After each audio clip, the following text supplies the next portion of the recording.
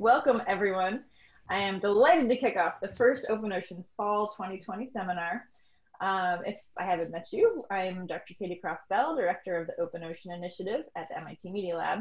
And in case you've missed previous events, we do have spring and summer seminars posted online, and you can find the links on the chat. This fall, we are going to explore access and equity in ocean science and recreation, and I'm delighted that Miriam is here for a very first seminar of the fall series, and also consider how these critical components translate to deep sea exploration. So to start us off, I'd like to introduce today's speaker, Miriam Lynch, CEO of Diversity in Aquatics, a nonprofit dedicated to educating, promoting, and supporting swimming, water safety, and healthy aquatic activities in underrepresented populations. Miriam is an advocate for increasing aquatic opportunities and water safety education to all, working in collaboration with various organizations to raise awareness, create community partnerships, and develop solutions to reduce the drowning gap. In addition to her role in Diversity in Aquatics, she also works as a full-time teacher and curriculum lead at Lake Braddock Secondary School in Virginia. Today, Miriam will explore how both the fields of recreational aquatics and STEM can work together to spread the message of water safety and drowning prevention.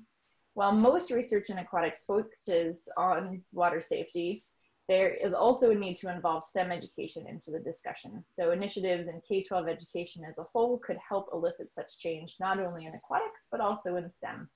Please join me in welcoming Miriam Lynch. Hi, everybody. Thank you for that introduction. I really appreciate it.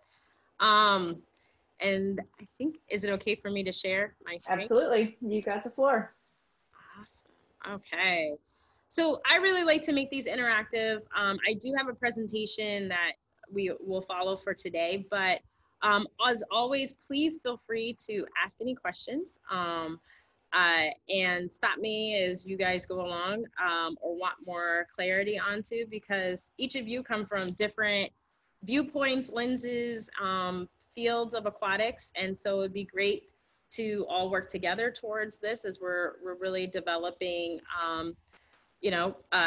this presentation here because it's all of us together in this. So I can't really see the chat question. So if Katie, if there is a chat question that comes up, you could help me out there. And absolutely. I'll keep an eye on it for you. Awesome. Awesome.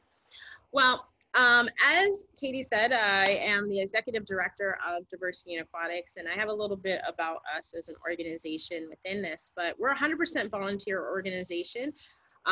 We are a number of members across the country, and then we're in 56 different countries in the world. So our breadth is wide. I have a good friend. It's good to see Ernie on here as well on this call, because a lot of what we do is in conjunction with different aquatic agencies to make this concept of what we have as our mission come to fruition. So I'm going to go through that a little bit today during this presentation. So let's start off with the problem. That's the center to anything, is really what is the problem here, is that we know that there are exponential drowning rates. We know that there's aquatic disparities that exist. And we know that we need some water safety to make this happen, but there's also a fragmented approach between what has been done in the aquatics industry and then also what's being done in the STEM and combining it all together, what we call our cradle to career concept. In aquatics. And so really at the center of it, it starts with a little bit of a historical, actually not a little, a lot of it with a historical perspective, in that there's a culture of exclusivity to what has created what we see today, these gaps, especially the racial and ethnic gaps that we see in aquatics. And so for us, what we believe at Diversity in Aquatics, that if all of us work together and have this concept of really working, it all starts with water safety, then we can help to eliminate those gaps that we see at the higher levels. So one of my favorite quotes is this. It says that in order to find effective solutions, we must formulate the problem correctly. We must start with the premise rooted in truth and reality rather than myth. And this was by Stokely Carmichael. And what we know in aquatics is that there are so many undertones that we skip, that we go, hey, I have free swimming program, I have free this program, but we forget there's some steps beforehand we must understand about the communities in which we are interacting with in order to get to where we are, where we want to create these opportunities in aquatics. And so let's talk about some of these barriers in the history of it, just so we have that basis of understanding as we go. And so, you know, during the time, we'll say that there's a rich aquatic history that we stem before the transatlantic slave passage, that we have communities that really utilize the water as a part of life, part of community development. And then of course you have these traumatic events, these pinpoint events that happen during time that go into creating this traumatic and notion of separating the water as part of life, and the fear factor, generational trauma that incurs.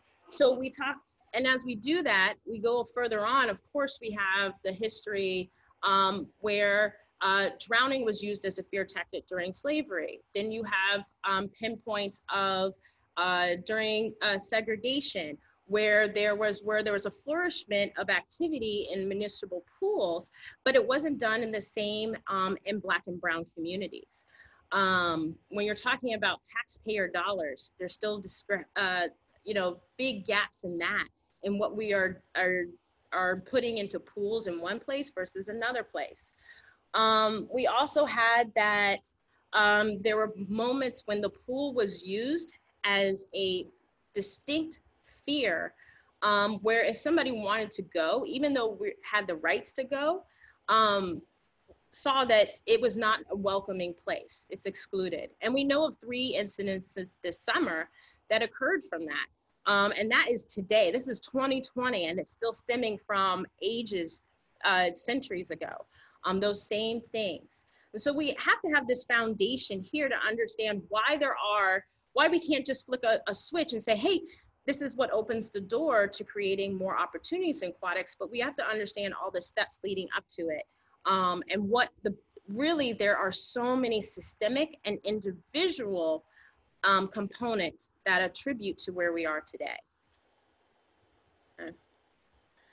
So going off some history and understanding the rich history, I really like to do this one and showcase this one. And it talks about the Black heroes of Pea Island. And this was a former slave. There's this book that just got released called Fire on the Beach. And he and a Black crew, all Black crew, really set the foundation to what we know as the Coast Guard. And a lot of times in history, we forget there's certain components that led up to what the foundations of what we have today that need to be expressed when we're talking about and having youth engage and having diversity in story, diversity in narrative, to understand the heroes that created what these aquatic agencies that we know now. And of course, this one being it, a lot of times you hear the Coast Guard of history, but you don't hear of what happened beforehand. And I share that because this is in that realm of when we're talking about professionalism, and even a piece of STEM into this career field. It's really started from this group right here, and having that. And so just now they're getting rewarded and being recognized. In addition, we also think about how aquatics is shown in this realm. A lot of times aquatics and throughout history was shown as such a benefit, a joy for white communities, but did not show the same affinity into Black communities. The faces of aquatic festivals, of being around the water was of joy, but was it having exclusive tactics in Black and brown communities, especially during segregation. And so this one's a couple of things these are from Fort Lauderdale, of festivals that went on, but had no faces of Black and brown being included into it. So you can imagine it's one, you're not allowed at the pool. The joy of the pool is exclusively only seen through the lens of white faces. And those things combined together, and then with the history being erased to really setting the marks for heroes into this, all are starting to help us understand further into these disparities. More things, I think this is one that I always like to share about Dr. Martin Luther King. He loved the water. He was, there's a beach right outside of Atlantic City called Chicken Bone Beach, or what was formerly that, would always go as a part of it. In the Bahamas, a matter of fact, he would go there to kind of rejuvenate during his journey, and he would go into the water as a part of it, and all the whites would leave. So you imagine, you know, this place of peace, and what we know is like we're underwater, we're scuba, and you feel that serenity, but this is also a place that is, no, I don't want you there. You're not allowed. In addition to things like that, if there were areas that were designated for Black and brown communities, these places were a lot of times the most dangerous places. So you're talking about Virginia Key Beach is a historic beach in Fort Lauderdale, but there's, to get to that beach, it was a lot of access issues. It was a dirt road to get to it. And then there's these currents near that beach that would make it not the best area to have swimming. And so a lot of times this is Thaddeus Gamory, who's our Director of Community Engagement and Development. And he went to the Monsoon Motel pool. It's also important for us to realize that we know about the sit-ins, lunch counter sit-ins. We know about what happened with Brown versus Board of Education, but there was also many times wait-ins that went before these sit-ins. So wait-ins were a large part of the desegregation of public areas, because it was tax dollars that were being utilized to create these separate areas. And if you're not getting the equal access, it would be separate but equal, but it wouldn't be any equal within it. And so this one, of course, we know the historic, and must give a shout out to Miss Mimi Jones, or Dr. Mimi Jones, who is pictured there, who just passed this summer. This picture was one of the ones seen across, which actually helped with the signing of the Civil Rights Bill. That this was enough was enough. Okay. And then another one here where it was just so much of an outrage. Pictures like this were important towards the movement, and the use of the water as a public space was important to the movement. Again, I tell you about these things because in 2020, it hasn't stopped, right? So our own members of part of Diversity in Aquatics encountered racism at the pool. This summer, we had a swim-in for restorative justice, and it was because 3 members of our Diversity in Aquatics master swim team, which we have an adult learn to swim program, encountered racism on exponentially. It wasn't just a passive, like, you don't belong. Police were called on them. It was a mother and a daughter, a mother and her son and a friend, Nikki, who were at the pool, and they were separated because you can only do during COVID, 1 lane in the pool. But so the person was in the middle, and Masai and his mom were separated by lanes. And just for us as Diversity in Aquatics is that we wanted people to keep going and keep into the water because one, it was a place of peace, especially during COVID. If your pool was open, that would be the place you could go to and have just tranquility, keep it going, some normalization you want. And imagine that one piece of normalization you have being taken away. Because what happened is they were just helping each other across the lane. Hey, don't forget, Mom, to pull your stroke like this. Don't forget what Coach Thaddeus said. Make sure you kick your feet.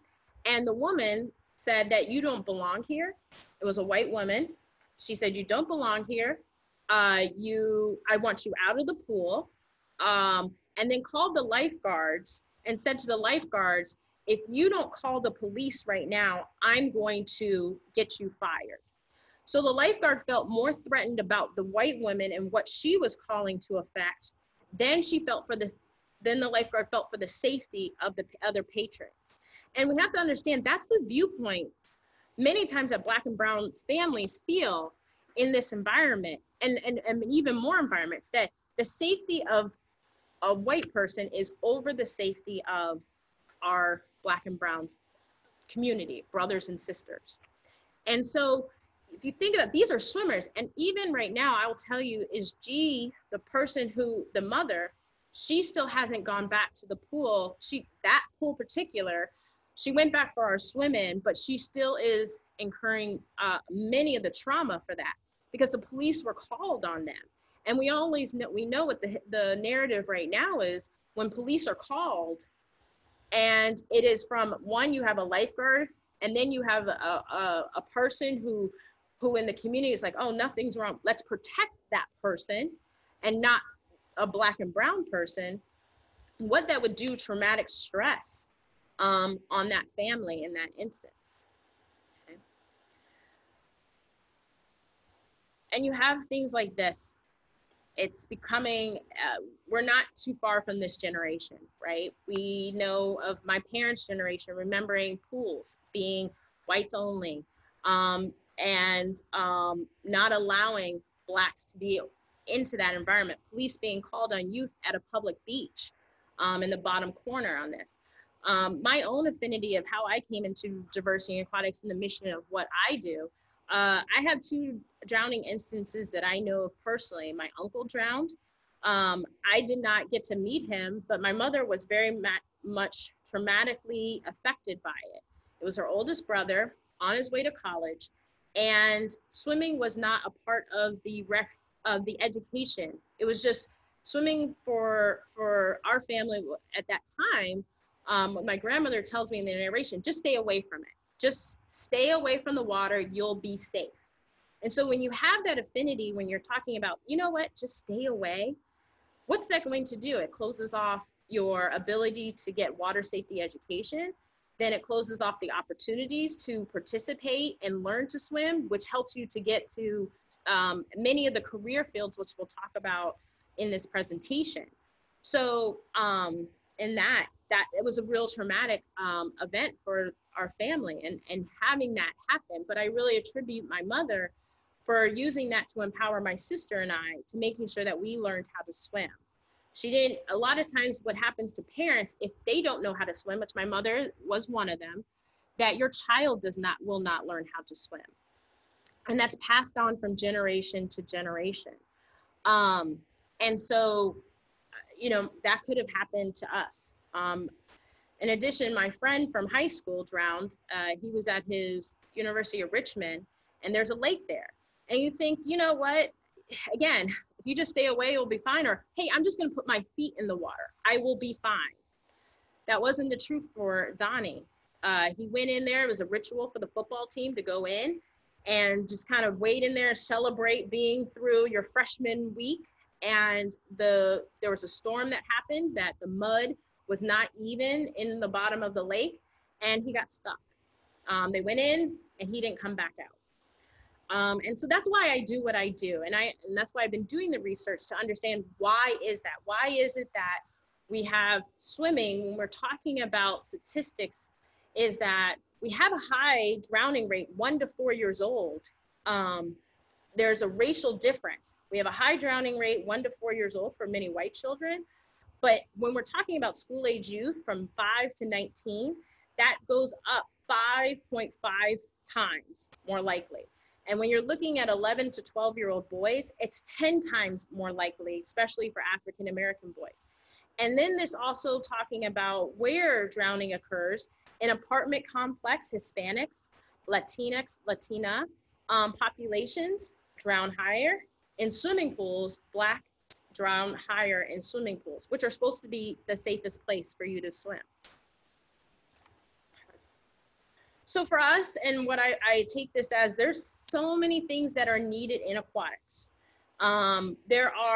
There's a need for us to address and eliminate the barriers that are in swimming, in policy and procedures.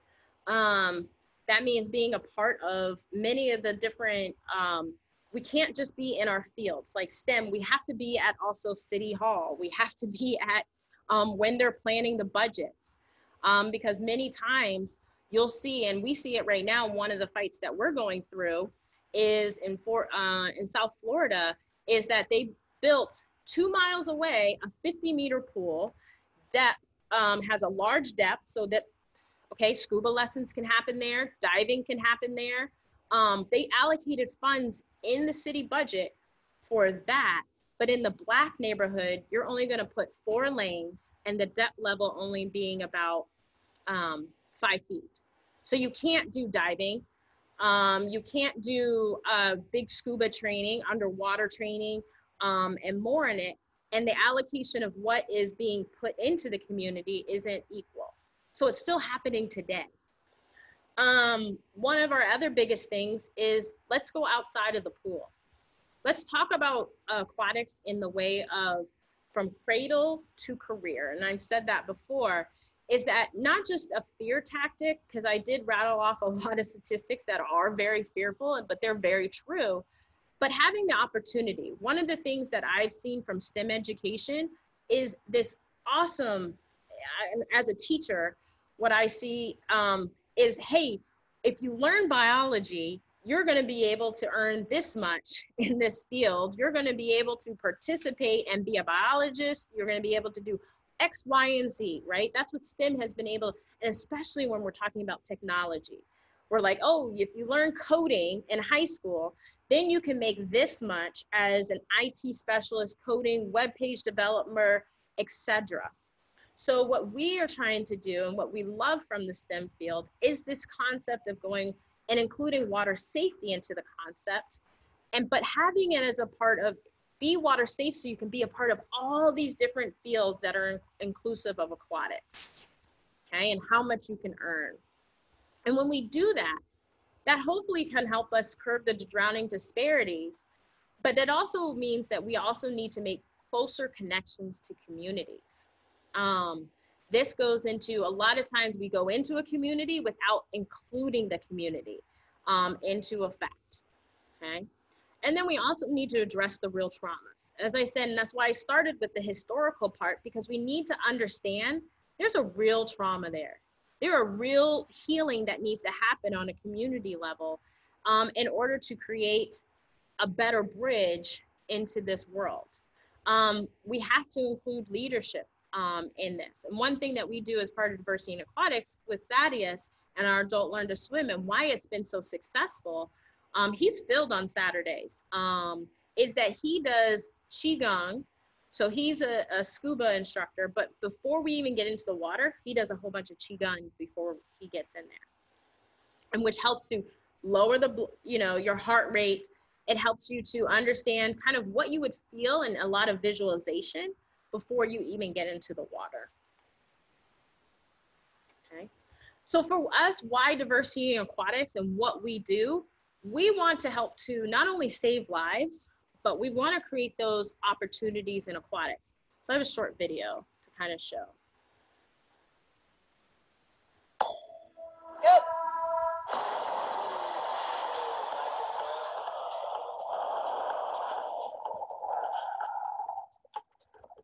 Have that basics and know how to save themselves. Drowning is the leading cause of death for children in the United States. Our theme is action. Action United. I love swimming! 10 people each day die from unintentional drowning.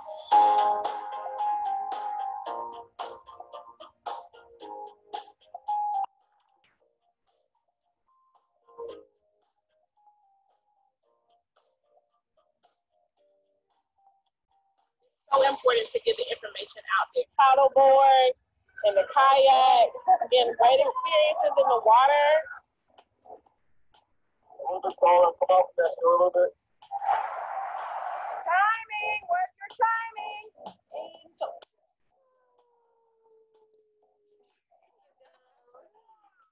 I think diversity just means allowing everyone who wants to be a part of swimming the opportunity to be swimmers. One foot on the edge, face down, push out with one foot, and shake flat, like Superman.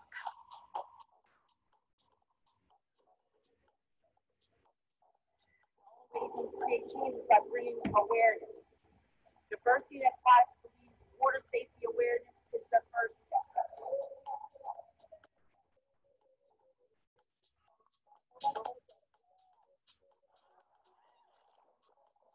there has to be opportunity to get in, there has to be feedback, there has to be coaching, there has to be instruction.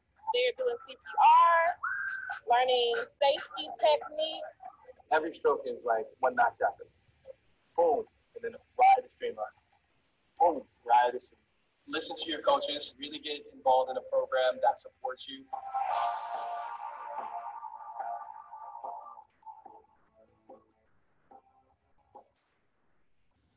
Oh, I switched it to but it was just the end of it. But basically, that's some of our programs that highlights what we do. For us, we do a big water safety festival, and that's our bridge to creating opportunities in a positive light to being included into the water. I went to one that Ernie had in DC, and it was the same way, is that to do an introduction to kids being into the water is to create this positive and engaging place. So we have our water safety days or water safety festivals always before our conventions. And we have a scuba station, we're talking about careers, we have a CPR station. So it becomes a way of creating this all-inclusive environment to exposing kids and families, because we ask families to be there. That's another important component, is asking the parents or guardians, caregivers, to be there and see the positive relationship that can be created with aquatics. So of course I talked a little bit, that video highlighted the drowning rates, and I talked about a little bit about how more likely, especially when we're talking, we already know drowning's an epidemic. It's deemed by the WHO as an epidemic, but also we know that it's even more so, especially in our BIPOC communities. So we say Black, Indigenous, people of color communities. Okay. Here's also some 5 states that are most fatal for drowning. And notice this, they're your coastal, except for Arizona. The reason for Arizona being so much is that there's a lot of pools, right? It's hot, there's a lot of personal pools in that area. But look at this, California, there's, well, also Texas, the same thing, a lot of pools in there. But California and Florida actually has gone exponentially during COVID for the amount of drowning rates. But we also know when we're talking about career fields in aquatics, a lot of it there's a lot of opportunities in these states to engage with science, environmental, and more in those states. So can you imagine if we can tie those two together, then how much more can we get? We can help together reduce those rates for one, and creating those opportunities in aquatics. Okay. So for us, what we try to do is we try to dismiss the stereotypes. We share information and resources, and we promote the benefits of aquatics. We work with a lot of different groups as part of our organization to make this happen. We started, this is now our 10th year as an organization, in doing this. And we've got, these are all from, this is like where we were in history to where we are now. And these are some of our youth groups that are part of what we've done in doing engagement and having different speakers from the science community, having people who are from scuba community and more, to really getting kids excited, because we know in swimming, and that's my lens, I was a former coach for a big swim team out here, is that I lost a lot of kids. They were starting to teeter from swimming around 11, 12 years old, because they also did not realize, like, oh my gosh, I can become this. I can become a marine biologist. I can use the skills I have here, and it's tangible to something I can do later. And that's where we lose a lot of kids, that teenage years towards understanding those things. So what we try to do is, hey, what are you learning right now in school? Like, oh, I'm learning biology and I'm chemistry, and I don't know why I'm learning it. Well, hey, you're a swimmer and you're learning these things. Why don't you consider these career fields as something that's an opportunity? And that's how we really try to create that long-term engagement plan with kids. And we also try to do it with mentorship. So we have a number of triathletes who do combined triathletes. So they'll do like a family triathlon relay. So these are some of our mentors here doing a triathlon. But what you don't see beforehand is they had the kids do the run part and they did the swimming part as a part of it, and being part of the greater community in that effect. Okay. as a part. And this is another water safety festival. I love it because the kids were getting a little bit of water safety, but having exposure. Ernie, were you at that one? This was the one in DC. Okay. Okay. In addition, we do a lot of research as a part of diversity in aquatics too with this. So we have a research committee, which I'll show you a little bit more of later. But all in all, we work to make sure we create this culturally competent kind of language and programming when we do things.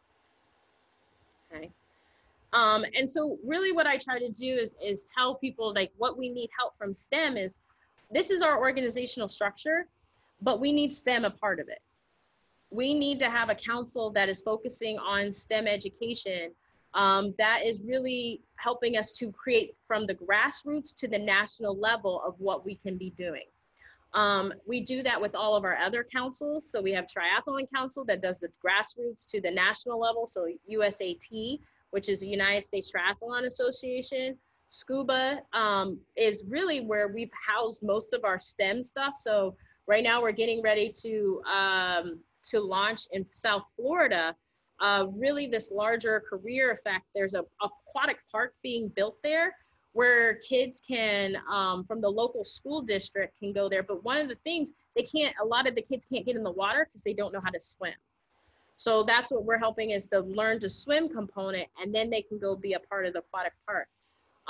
Right here, Katie and I have been talking about and working with kids in this development from the MIT Open Lab is that having kids engage in seeing under the water without being a part of the water, to create that curiosity effect so that kids can say, wow, I love this. I love seeing this. Like Patrick's background, like how cool is that you're logging on and you're seeing what's happening underwater and you're like, man, I want to be a part of it. It's creating this positive affiliation, even though we know the stats are out there, but we're creating this positive affiliation to the water and the curiosity effect, right? Because then it becomes this experimental learning rather than, oh, you don't drown kind of learning, right? We have a purpose to it. We have a tie to it in the water. So we really work on, these are our pillars: educate, promote, and support. And that's what we're trying to do. We're trying to work with fields to do those things. So let's talk about aquatic disparities, especially in the STEM field. And this is one I found for us, we know that we have the disparities in the drowning rates we talked about, but also when we're looking for mentorship, we also have disparities in those, in this field. We have disparities in the number of instructors. We have disparities and great gaps in this field for those who are certifying others. We also know that we have this, when youth who are, even if they are part of Learn to Swim, we have this big drop off that happens and doesn't increase participation towards the other side. So these in aquatics is not exclusive to just aquatics. We need to realize that we're all here together, right? Is that what we see in aquatics is also what we see in STEM education when you look at the stats there, and then it gets even worse when we're talking about gender gaps, is that it's large there as well. So it's all together. What we see in public health, what we see in aquatics, what we see in education, STEM, we have these gaps that exist. So why aren't we working together, right? Why aren't we promoting these things together towards getting into schools and exposing kids to the awesome benefits that aquatics offers, much like what the tech community has done. The tech community has used a lot of money and resources to they say, hey, we want the best and the brightest, but we've got to start on this educational level. We've got to put money back into schools for this. And so that's kind of what our proposal for diversity in aquatics is to the STEM field. And that's how Katie and I got connected as well into this, because we saw those, but we need help into that effect. Because this is what this came from the minorities in science and engineering. And also, I don't like the word minorities, I'll tell you. We also have to work on our language better together, right? Because we're not minorities. As you can see, here we go. It's almost taking a little bit of, and it's growing. In the stats, if we categorize it together, we can say historically excluded communities. We can say communities that have been marginalized by things. So that's where we also help each other, language, and being able to have that language so that when we're looking up fields like this, we start using more inclusive language into this field, BIPOC being one of them. So there's been growth into the STEM fields, but a lot of times it's lacking diversity in these fields. We know that in talking about it, and what I've seen is that, wow, we've got all these openings or scholarships, or we've got all these different opportunities, but because and a lot of times when we're talking, especially aquatic-based ones, there's a bigger hurdle for us to overcome and work together to before we get there. Okay. And so I'll just read this quick quote. It says, like, by implementing diversified learning and increased opportunities for early exposure in science, research, and medicine to Black, Indigenous, people of color, BIPOC, and also including this too. It's not exclusive to those first generation and also low income students. Let's not get it confused that, oh, because we're talking about Black, Indigenous, that is poor, there's difference, right? They're not monolithic. It's very much, there are differences, but there's still what we do in communities will help communities like this both rise, okay? And it says that the culture of exclusivity bearing entry to those who are BIPOC and what they call FLI, which is the future first generation low income students, are due to many factors, including inequity allocations of resources, and we talked about that, taxpayer dollars and where we're putting those funding, even where pools are being built, or what schools are being deemed as STEM magnet schools, right? Towards education and extracurricular opportunities often lack support, okay? And consequently, largely has closed the realm of research to BIPOC and FLM or FLI students, many who encompass diverse perspectives and bring representation to the fields in regards to issues such as racial disparities and implicit bias. Breaking down these barriers provides exposure opportunities for underrepresented groups and will allow a unique cohort of students to foster a greater interest and plant an early seed and curiosity to science, research, and medicine. And so that's what we have to get to together. So it was encompassing this, right? Is that there's so many things that are available for kids. And the STEM fields are growing. I mean, I was talking to somebody else who was like, yeah, I got this grant to do research at Scripps out in San Diego. But she was one of the very few Black females in that field. And what she was saying was that, hey, I had a swimming background. I wasn't a strong swimmer, but now she's doing underwater marine research. I think she's doing shark research in that field, and she's bringing a unique perspective to it. In addition, what I didn't add there, and more more our group is being exposed to, and it has to do with our scuba council, is when we increase opportunities to underwater sciences, we're also helping to bring awareness to environmental sciences as well, right? Because if we're going to take care of this environment, it has to be a curiosity there. One of the things that's awesome is that, wow, let's look at the changing of the underwater environment and being a part of that. So there's all those things as well to be considered in there. But it all starts with, a lot of times we're involved in it, has to be with learning to swim, but we've got to start being water safe. Let's start with water safety outside of the pools to get kids' curiosity about learning to swim. Let's also work with the curiosity of underwaters to getting kids into the water there, to have that opportunities, the dry part, to get us to the wet part. So I like this quote. It comes again: programs do not come out of the minds of one person or two people, but the day-to-day work and out of interaction of organizers and the communities in which they work. And that's this community right here of different STEM professionals, different people who are affiliated with aquatics. We all have to work together towards dismissing this fragmented approach towards having an inclusive approach together that eliminates the barriers, that coordinates with communities and that creates the sustainable programming. Because a lot of times we'll go in communities and we'll leave communities, but we won't stay in communities for the long term. And we have to create long-term plans in order to help. We're not going to see it tomorrow. Like this summer, I've gotten a lot of questions like, hey, what are the 5 steps how we can work with this community? No, it's not 5 steps. It's not just a quick thing. There's a long-term plan in which we have to do and develop to see that seed flourish, that tree flourish. That's why we like using that tree. So one of the things that I see it is a multi-sectoral approach. We've got to work with schools. We've got to get into schools to make that happen. And I think you guys have a number of programs that would be very much interesting for the aquatics community to be a part of, to getting into schools. And I'll share one of the programs we have that we'd love to have you guys a part of. We have to work with community groups. It's not exclusive about community groups, but you need kind of a gatekeeper into the community and involved. There's nobody better than those who are at the grassroots level to help you navigate communities. There's no one-off. What happens in South Florida isn't the same that can happen where I'm at in Washington, D.C. But there are some things that can mirror. And then we have to work with health and science to developing these things, these programs that will affect youth, families, adults, being inclusive of adults in this.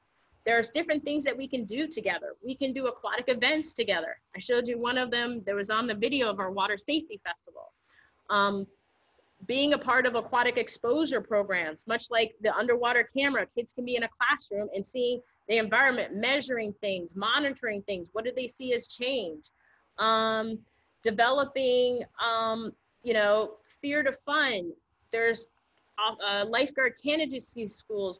We're trying to do a junior lifeguard program to help kids get, hey, you can get paid this summer if you're a lifeguard. And guess what? That's going to pay you more than working at the store down the street. And so that also, because we know that there's a big affinity, what we've heard from our own membership, I can't say for the industry, a lot of people will say, hey, I used to be a lifeguard. And we should be pulling from that field to help us get further into the STEM field as well.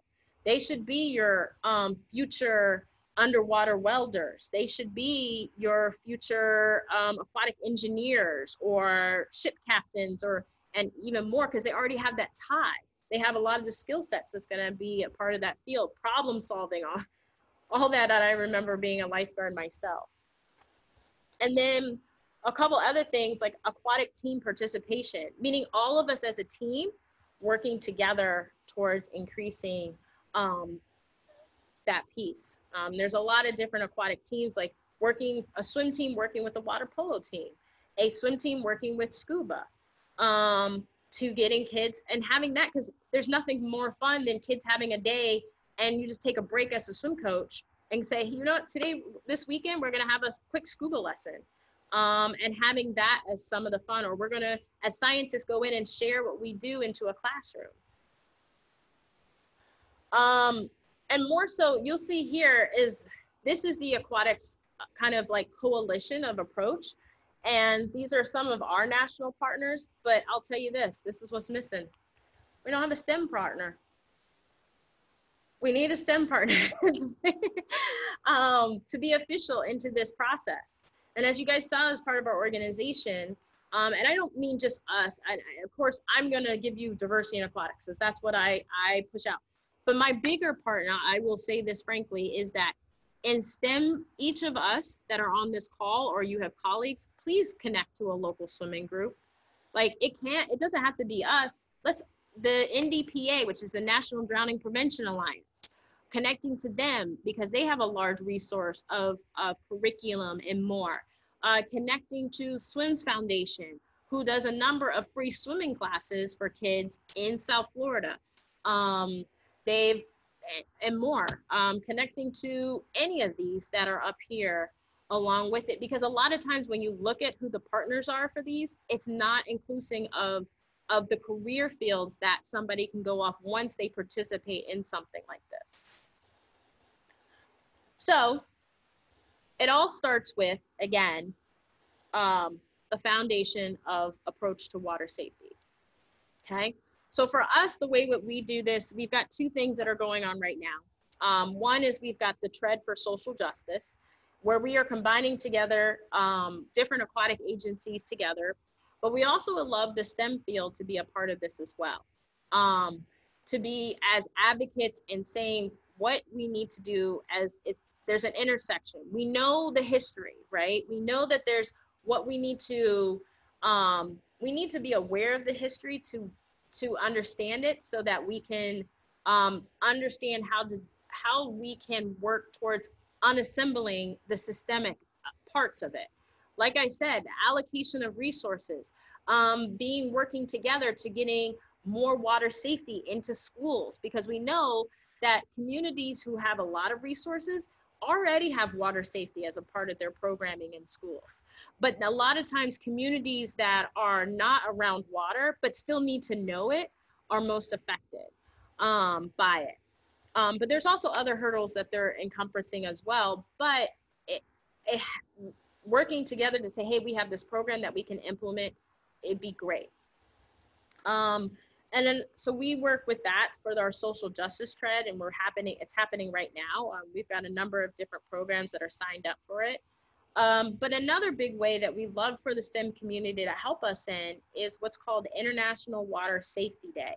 And International Water Safety Day, I love telling this story because it happens to be with a scuba diver, is that in South Florida, our partners at Broward County School, they went into a school and he had his whole scuba gear on and did the morning announcements about the 10 water safety rules, right? And he did it in the scuba, like how he did it, I need to get the video, but he went through and was like, hey, meet me in the library. I'll be there from 12 to 2.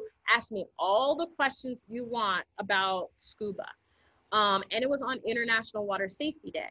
And what International Water Safety Day is that it takes water safety to the schools or to youth groups. Anybody can grab it and celebrate it on May 15th. And what the whole goal is, if we do this worldwide, it becomes this curriculum kids hear about without having to be inside the school system. It's a way to unite like if you're a scientist going and doing the morning announcements, like, hey, come see me. I'm going to show you some really cool videos about our program and come connected to us. That's one way we can kind of skirt around the barriers of not being official curriculum into programs. Or you can meet with all what we have, and actually I'm getting ready to coordinate, is all of our science classes on that day, going to the lecture hall and being able to talk with local scientists in our area about the Potomac River, right? And then talking about water safety with that too, and making it all a package deal. And it's our way to being invited into schools, but also helping kids to understand their safety that comes with it, but the opportunities that come with it too, because they get the wow. There's nothing like somebody, a professional from the field, and you're like, wow, oh my gosh, you did this on your expedition, you studied, wow, okay, that's different, right? Because there's a whole world of this underwater that actually, we did a would you rather in spirit of today with my students. I was like, would you rather explore space or would you rather explore the underwater and deep ocean? And a lot of them were like, oh, underwater, deep ocean, because I heard there was like this other day, there's a report of this creature that was down there and I want to be able to see. You're like, yeah, that's totally what you could do.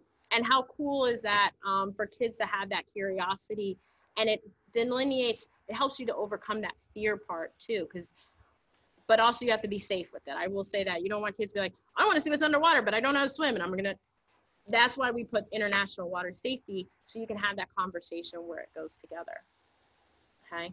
So again, it starts with this, but it also is inclusive of the people on this call, in addition to all that's part of STEM. We need to do better. I am not an expert on STEM, but I know there's a need for STEM to be a part of this conversation. I know that we have coming up a number of different programs where I'd love to have a call to action for each and every one. I already told Katie and Kat beforehand, we have a convention. We're looking for guest speakers right now for convention to talk about the career fields and how we can become a part of more of the aquatics industry and STEM together to create these opportunities. So we have a convention, it's February 18th through 20th. and then also we do an awards at our convention. Again, it's we changed it. February 18th through 20th, but, and it's in Reno, Nevada, so it's closer out west.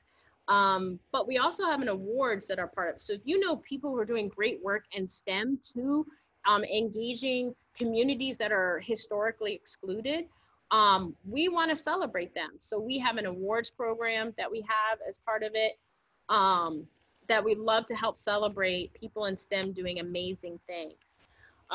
We also ask for cross promotion, not just of our programs, but just of water safety in general, with communities that we're targeting. That is your way in. If we're going to change how STEM education is going to be, or how STEM is in aquatics realm, if we're going to change to make sure we get more grants, there's scholarships, we've got to start with that part first. We've got to start with the water safety part. We have to expose kids to the opportunities in aquatics through that. We love to get help on developing co-educational programming, because we have an audience. For us in diversity in aquatics, like I said, we have 2,000 some members in 56 different countries. Our board looks very different from what's in the aquatics industry board. We've got Cullen Jones is a part of our board, Maritza. We've got leaders in different areas. Tara Eggleston, she's from here, Prince George's County. She's an aquatics nurse. She's one of the, I want to say, very few, there's probably 5 in the country who are leading in aquatics industry, like they are the aquatics directors in this space. And she is an African-American female who's doing an awesome job to really, she's looking for STEM too. She's like, hey, come to my pools. I want to have programs. That's where we have to cross those lines. We can't just stay in our silos. And I say this even as I speak to myself in the aquatics, is that we can't just stay in with our blind spots. We have to think of that multi-sectoral approach in helping each other into this realm. And so where you're at, like I know Kat's from Minnesota, being able to connect to local and regional aquatic events and saying like, hey, I'm gonna bring all my stuff. I'll have a display outside your water safety festival. Let's go. To connect with those grassroots programs, because the more and more times kids see you, families see you, communities see you, it creates that better relationship and channel. And then always as remote participation, such as forums like this. We're glad to have you a part of ours, and I'm glad to be a part of this one. So I want to say, last but not least, thank you.